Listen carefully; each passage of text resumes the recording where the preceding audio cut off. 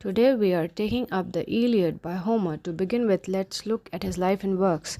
Homer presumably flourished during the 9th or 8th century BCE and was born in Ionia. He is believed to have died in Ios, Greece, although the two great epic poems, Iliad and Odyssey of ancient Greece, have always been attributed to Homer. Little is known of him beyond the fact that his was the name attached in antiquity by the Greeks themselves to these poems. If this assumption is accepted, then Homer is most assuredly one of the greatest of the world's literary artists. Now, let's have a look at the mystery that surrounds Homer. Homer is a mystery, the Greek epic poet credited with the enduring epic tales of the Iliad and the Odyssey is an enigma insofar as the actual facts of his life go. Some scholars believe him to be one man, others think these iconic stories were created by a group. A variation on the group idea stems from the fact that storytelling was an oral tradition and Homer compiled the stories and recited them to memory. Homer's style, whoever he was, falls more in the category of minstrel poet or balladeer, as opposed to a cultivated poet who is the product of a fervent literary movement such as Virgil or Shakespeare. The stories have repetitive elements, almost like a chorus or refrain, which suggests a musical element. However, Homer's works are designated as epic rather than lyric poetry, which was originally recited with a lyre in hand, much in the same vein as spoken word performances. Now let's look at the Iliad. The Iliad, Greek word for it is Ilias, is an epic poem by the ancient Greek poet Homer, which recounts some of the significant events of the final weeks of the Trojan War and the Greek siege of the city of Troy, which was also known as Ilion, Ilios, or Ilium in ancient times. The part we are going to take up describes the last 4 days of the 10 years siege of Troy. Highlights the stirring scenes of bloody battle, the wrath of Achilles, and the constant intervention of the gods. If we look at the themes, basically the themes are glory, wrath, homecoming, and fate. It has been an inspiration for many Greek, Roman, and Renaissance writings. So we are taking up Book 1 of the Iliad, translated by Edward Earl of Derby. Let's have a look at the background to the Trojan War. Now, before this started, there were three goddesses we are told about: Athena, Hera, and Aphrodite. Now, Eris, who was considered as the goddess of discord, she gave an apple of discord meant for the fairest among them. So, the three goddesses, Athena, Hera, and Aphrodite, were given an apple by Eris, and that apple was to be given to the goddess who was the most beautiful among the three. Now, Zeus sent all these three goddesses, Athena, Hera, and Aphrodite, to Paris, who judged Aphrodite to be the fairest. So, in return, Aphrodite made Helen of Troy fall in love with Paris. Here are some points which need to be kept in mind. Now, Menelaus and Agamemnon were brothers. Both of them were Spartans. Agamemnon's prize was Chryses, and as we move further on into the plot, I'll tell you the relevance of this. The Myrmidons were those who had Achilles for their leader. So the Myrmidons were those who were under Achilles, and Achilles' prize was Briseis. Now, what was the trigger for the Trojan War? Paris of Troy had carried off Helen. Now, Helen was the wife of Menelaus, and as you can see, Menelaus was the brother of Agamemnon. So, she was carried off by Paris, who was from Troy, and Menelaus was the king of Sparta. Now, because both of them were brothers, we find Agamemnon as the commander in chief of the Achaean army later on. Helen was one of the most beautiful women of the world. Now, let's look at the plot. The story covered by the Iliad begins nearly 10 years into the siege of Troy by the Greek forces led by Agamemnon, king of Mycenae. Chryses, a priest of god Apollo and father of Chryses, a priest of god Apollo and father of Chryses, comes to Agamemnon to request him to return his daughter and take a heavy amount for her freedom. Agamemnon not just refuses but treats the old priest with utter contempt, threatening to beat him up. Chryses goes and prays to god Apollo to avenge his disgrace by sending a plague on the Achaean army. Apollo starts shooting arrows at the Achaeans, with the result that animals and men start dying in large numbers. There is confusion and fear as to what has prompted the wrath of the gods. Now, there was the time when fixing responsibility became a big issue. So, Agamemnon calls a meeting to fix responsibilities. There's a prophet among them called Calchas who says he will tell who is responsible for this curse if his life will be spared. On being reassured by Achilles, he tells that Agamemnon is responsible because he offended the priest Chryses. So, what was the way out? The way out was to return Chryses to her father honorably. Now, the time comes when there's a big clash between Agamemnon and Achilles over the girls.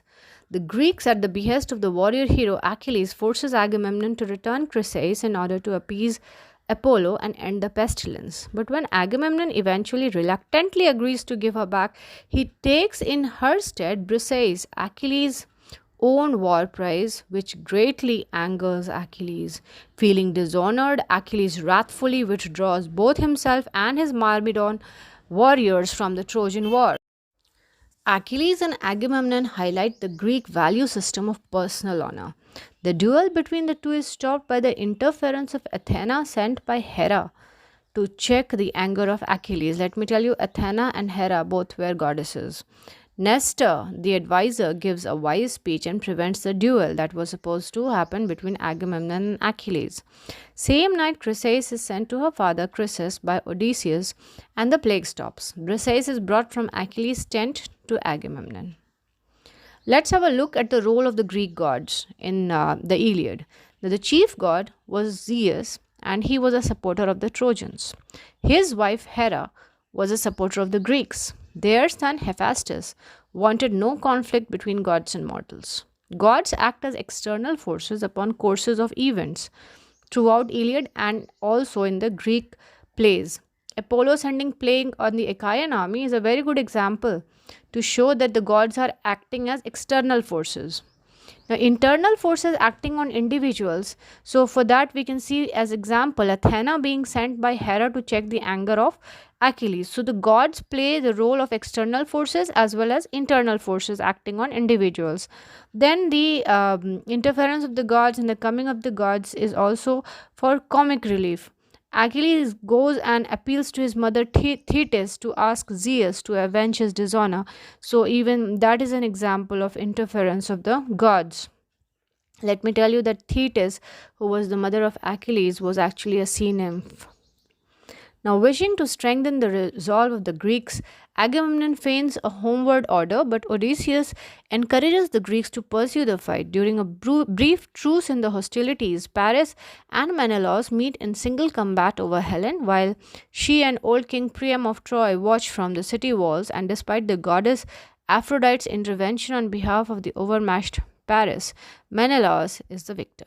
The goddess Athena, however, who favors the Greeks, soon provokes a Trojan truce breaking, and battle begins anew. The Greek hero Diomedes, strengthened by Athena, drives the Trojans before him, but in his arrogance and bloodlust, strikes and injures Aphrodite. Despite the misgivings of his wife Andromache, the Trojan hero Hector, son of King Priam, challenges the Greek warrior hero Ajax to single combat and is almost overcome in the battle. Throughout all, in the background, the various gods and goddesses, particularly Hera, Athena, Apollo, and Poseidon, continue to argue among themselves and to manipulate and intervene in the struggle despite Zeus's specific orders to the contrary.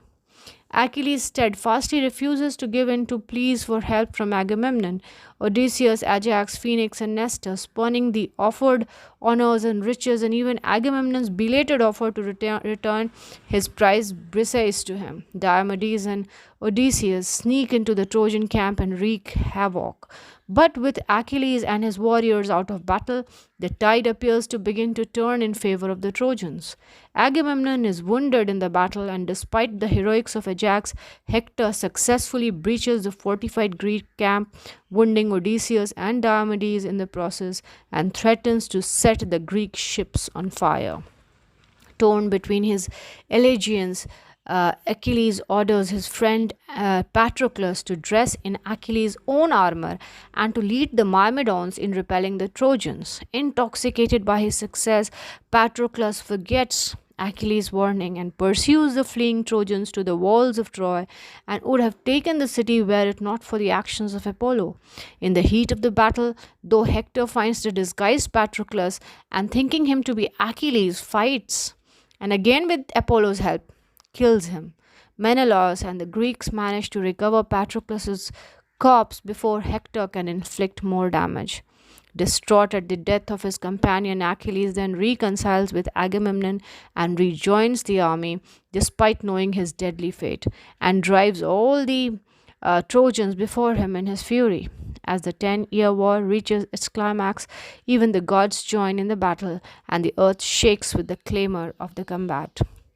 Clad in new armor fashioned specially for him by Hephaestus, Achilles takes revenge for his friend Patroclus by slaying Hector in single combat, but then defiles and desecrates his corpse for several days. Now, at last, Patroclus's funeral can be celebrated in what Achilles sees as a fitting manner. Hector's father, King Priam, emboldened by his grief and aided by Hermes, recovers Hector's corpse from Achilles, and the Iliad ends with Hector's funeral during a 12-day truce granted by Achilles. The Iliad itself does not cover the early events of the Trojan War, which had been launched 10 years before the events described in the poem, in order to rescue Helen, the wife of King Menelaus of Sparta, after her abduction by the Trojan prince Paris. Likewise, the death of Achilles and the eventual fall of Troy are not covered in the poem, and these matters are the subjects of other non Homeric epic cycle poems which survive only in fragments.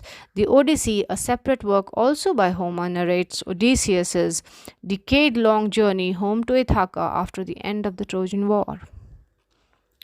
The poem, let's look at the style, consists of 24 scrolls containing 15,693 lines of dactylic hexameter verse. The entire poem has a formal rhythm that is consistent throughout, making it easier to memorize and yet varied slightly from line to line, preventing it from being monotonous. Many phrases, sometimes whole passages, are repeated verbatim over and over again throughout. The Iliad, partly to fulfill the demands of the meter and partly as part of the formulaic oral tradition. In the same way, many of the descriptive phrases that are linked with a certain character, such as swift footed Achilles, Diomedes of the great war cry, Hector of the shining helm, and Agamemnon the lord of men, match the number of syllables in a hero's name and are repeated regularly to the extent that they almost seem to become part of the characters' names themselves.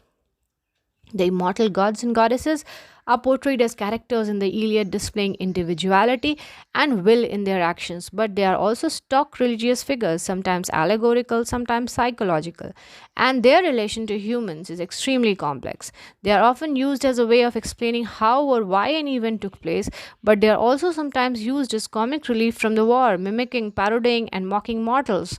Indeed, it is often the gods and not the mortals who seem casual, petty, and small minded. If we look at the main theme of the poem, it is that of war and peace, and the whole poem is essentially a description of war and fighting. There is a sense of horror and futility built into Homer's chronicle, and yet posed against the viciousness, there is a sense of heroism and glory that adds a glamour to the fighting. Homer appears both to abhor war and to glorify it. Frequent similes tell of the peacetime efforts back home in Greece and serve as contrast to the war, reminding us of the human values that are destroyed by fighting as well as what is worth fighting for. The concept of heroism and the honor that results from it is also one of the major currents running through the poem. Achilles, in particular, represents the heroic code, and his struggle revolves around his belief in an honor system, as opposed to Agamemnon's reliance on royal privilege. But as a fighter after heroic fighter enters the fray in search of honor and is slain before our eyes, the question always remains as to whether their struggle, heroic or not, is really worth the sacrifice. Menin or menace, anger, wrath is the word that opens the Iliad, and one of the major themes of the poem is Achilles coming to terms with his anger and taking responsibility for his actions and emotions. Now, if you have any questions, you may put it in the segment below, and I shall do my best to answer them. Thank you.